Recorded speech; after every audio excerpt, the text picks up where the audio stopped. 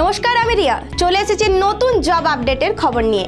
আজকের চাকরির আপডেটে নিয়ে এসেছি একটি চমৎকার সুযোগ। বর্ডার রোডস অর্গানাইজেশন BRO তাদের general reserve engineer force GREF বিভাগের জন্য 466টি শূন্যপদ নিয়োগ বিজ্ঞপ্তি প্রকাশ করেছে।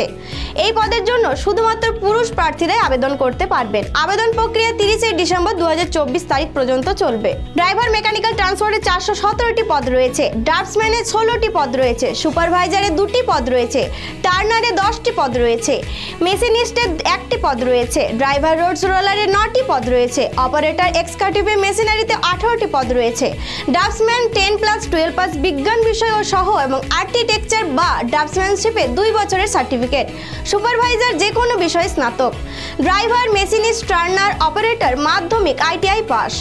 বয়সসীমা 18 থেকে 25 বছর এবং অন্যরা 18 থেকে 27 বছর।